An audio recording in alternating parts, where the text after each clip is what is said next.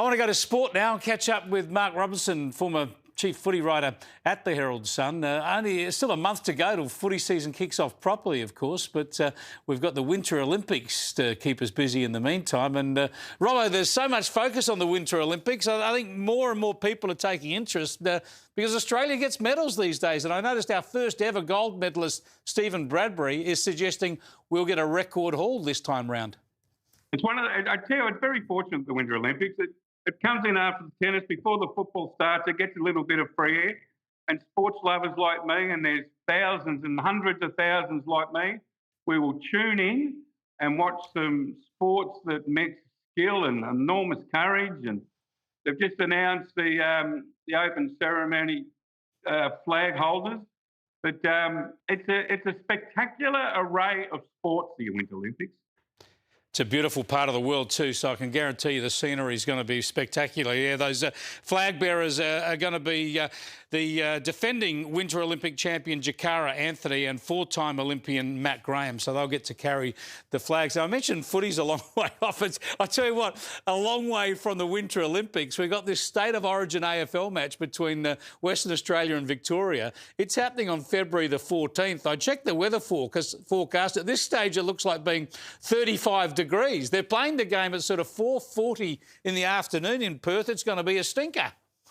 Former Australian cricket fast bowler Rodney Hogg rang me about 4 days ago, and he goes, "Do those idiots at the AFL know what they're doing?" 2 years ago on February 14, it was 44 degrees. When I spoke to Hoggy, it was like 8 consecutive days of 36 and 37. They'll be playing late afternoon Perth time. I just don't know. I mean, I hope it works, but I just can't see the players having the passion like they did in the 80s and 90s. We've already got the players on limited minutes. We'll find out pretty early if it's just a token event, Chris, or they're going to go fair income. I don't think they'll go fair income, not in February, not on February 14 in 36-degree heat. Yeah, I agree. I think they'll take it easy, and every club will just be hoping their players don't go too hard or get hurt. Here's the WA captain, Patrick Cripps. We know we're going to be the underdogs in the game, but I think we'll thrive in that sort of space, and we're keen to get over in front of a home crowd and try and put on show and, really bring back State of Origin in the AFL. Yeah, he's a Western Australian, of course, but he's been living in Victoria for the last 10 years. He might have gone soft. The heat might knock him rotten.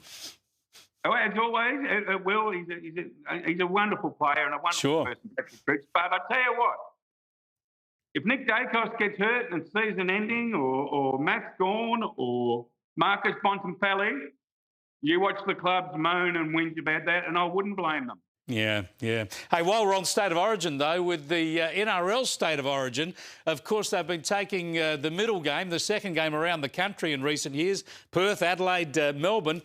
Next on the agenda, New Zealand. State of Origin, Australian State of Origin footy in New Zealand. That seems like a pretty smart move, doesn't it?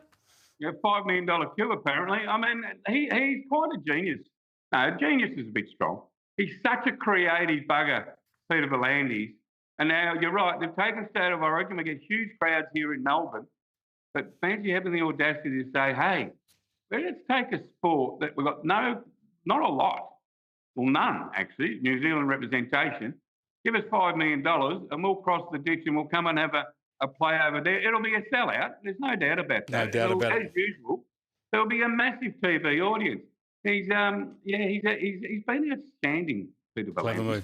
Great to catch up with again, Robbo. We'll talk to you next week. Mark Robinson there, live from Victoria.